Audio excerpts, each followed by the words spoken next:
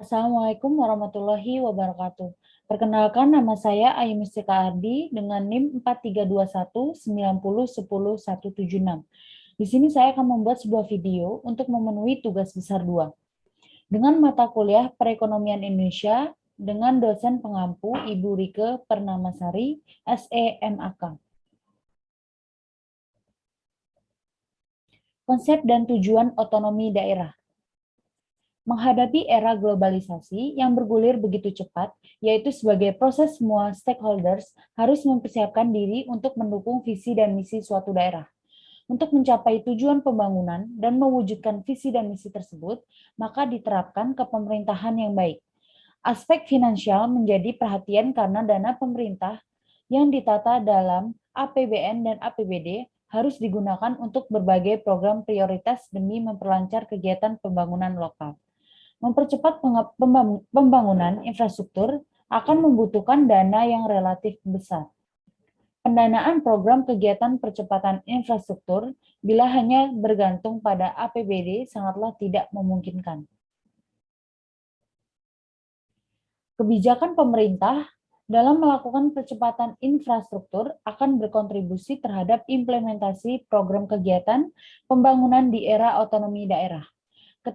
Ketika kebijakan yang diambil oleh pemerintah kurang tepat, maka dirasakan kesulitan dalam mempercepat pembangunan infrastruktur.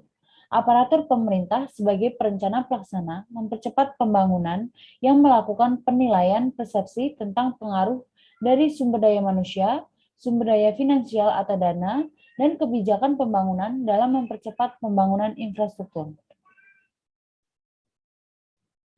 Pengaruh yang ditimbulkan terhadap percepatan otonomi daerah yang pertama ada pengaruh SDM terhadap percepatan pembangunan infrastruktur. Yang kedua, pengaruh sumber daya finansial terhadap percepatan pembangunan infrastruktur. Yang ketiga, pengaruh kebijakan pembangunan terhadap percepatan pembangunan infrastruktur. Yang keempat, pengaruh SDM, sumber daya finansial, kebijakan pembangunan terhadap percepatan pembangunan infrastruktur. Penjelasan dari seluruh pengaruh terhadap percepatan pembangunan infrastruktur, yaitu berkaitan dengan pengaruh SDM, sumber daya finansial, dan kebijakan pembangunan terhadap percepatan pembangunan infrastruktur, maka seluruh pengaruh tersebut harus ditingkatkan dan dikembangkan sehingga akan makin mempercepat peningkatan infrastruktur pembangunan. Jika semakin tinggi tingkat pengaruh terhadap percepatan infrastruktur, maka percepatan pembangunan akan lebih baik. Kebijakan fiskal. Negara adalah pemegang otoritas tertinggi dalam merumuskan suatu kebijakan. Kebijakan pemerintah yang kerap kali bersinggungan langsung dan mempengaruhi iklim aktivitas masyarakat adalah kebijakan di bidang ekonomi. Salah satu kebijakan penting yang berasal di dalam otoritas pemerintah adalah kebijakan fiskal, di mana negara berperan dalam mengatur kegiatan otonomi agar tetap terjaga stabilitas dan kesejahteraan rakyatnya, sehingga dapat membantu untuk mengatasi dari persoalan fundamental kemiskinan dan pengangguran. Paling tidak, fungsi pemerintah dalam perekonomian nasional yaitu melakukan upaya untuk meningkatkan efisiensi perekonomian nasional, meningkatkan keadilan berkenaan dengan distribusi pendapatan antara kelompok dalam masyarakat, mengusahakan stabilitas ekonomi, serta mengatur perpajakan dan pengeluaran negara. Di Indonesia, melalui Perpres nomor 18 tahun 2007, sasaran pembangunan ekonomi tahunan Indonesia diarahkan untuk mendorong pertumbuhan ekonomi dalam rangka memperluas lapangan pekerjaan dan mengurangi tingkat kemiskinan. Sasaran pertumbuhan ekonomi yang diharapkan adalah pertumbuhan yang berkualitas, yaitu pertumbuhan yang dapat mendistribusikan pendapatan dan lapangan pekerjaan.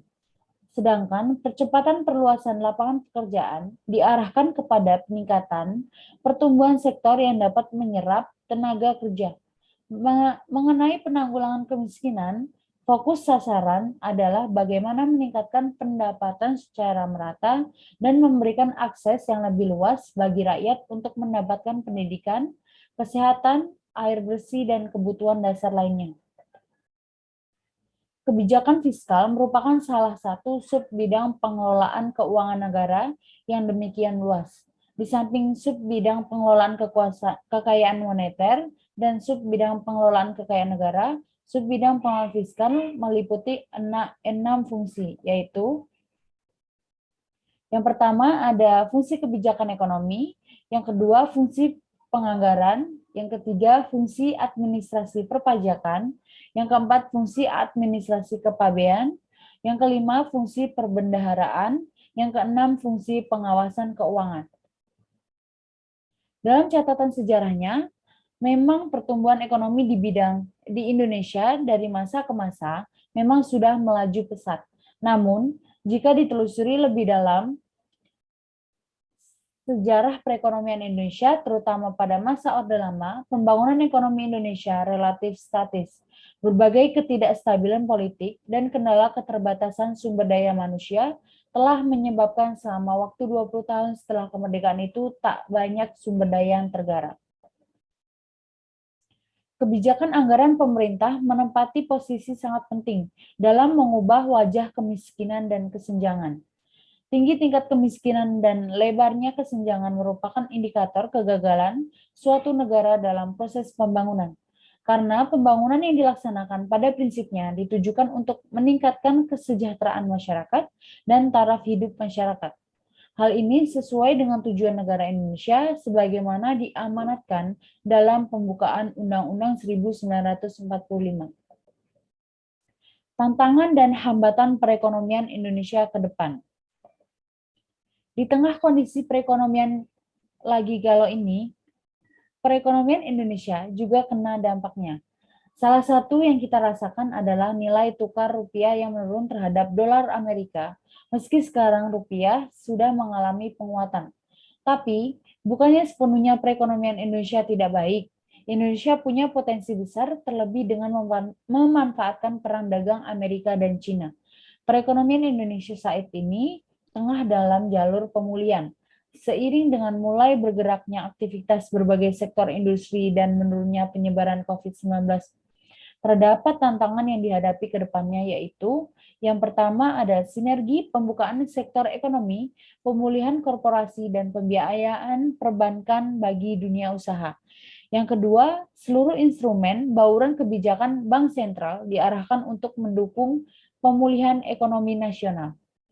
Yang ketiga, digitalisasi sistem pembayaran untuk integrasi ekonomi dan keuangan digital untuk mengakselerasi pemulihan ekonomi. Yang keempat, implementasi reformasi struktural sebagai strategi percepatan transisi menuju negara maju, baik dari sisi kualitas sumber daya manusia, produktivitas, serta pembangunan infrastruktur. Yang kelima, mendorong inklusi ekonomi dan keuangan melalui pemberdayaan ekonomi dan UMKM.